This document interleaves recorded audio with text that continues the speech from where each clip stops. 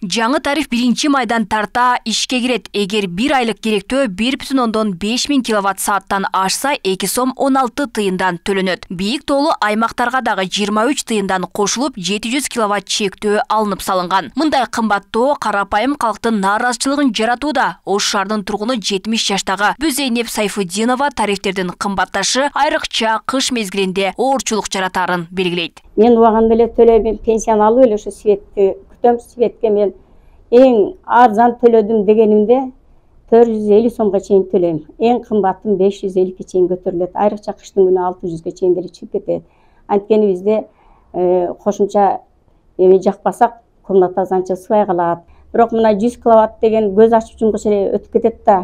Бул өтө эле элди ойлондуруп атат. Буга чейин энергетика министри Талайбек Ибраев 1-майдан тарта калк үчүн 100 киловатт сааттан ашкандан кийин тариф 2 сом 16 тыйындан эсептелерин айткан. Көп өтпөй маалымат кызматы талкуу учурунда министр жаңылып айтып алганын билдирген. Иш жүзүндө буга чейин бекитилген токтом өзгөргөн жоктугун айтып, тариф болгону 23 тыйынга гана көтөрүлгөнүн билдирген болчу. 1 сом болот. Ай азамат. Ал канча киловаттка чейин? 100 киловаттка чейин. Андан ашса канча болот?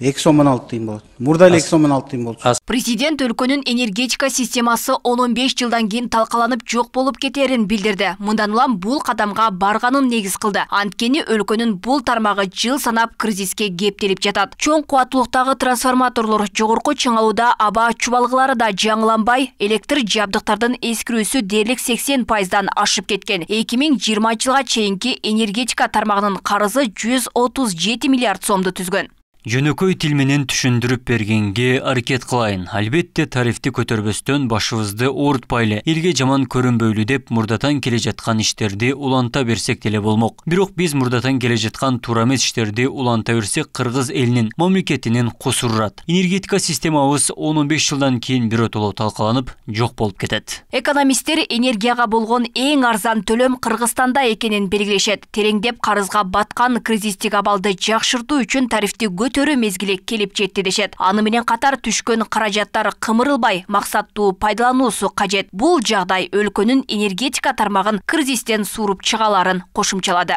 Мисалы, эгер ошол функцияны мамлекет өзү колго алып, өзү бөлүштүрүү иш аракетини, өзү жалпы жөнгө салуу, жалпы көзөмөлдөө иш аракеттерин өзү жүргүзө турган болсо, анда бул жерде эч кандай маселе болбойт. 1 сом деген ал кымбат деп эсептелинбей калат. Биринчи дүйнөлүк масштабта, экинчи ошол Орто Азиянын масштабын салыштырып көргүлө, эң арзан тарифтер бизде. Ошол 1 сом болгон кезде дагы бизде болот. Демек, анан реалдуу азыркы мезгилде кымбаттатууга, ошол 23 тыйынга көтөрүүгө шарт бар.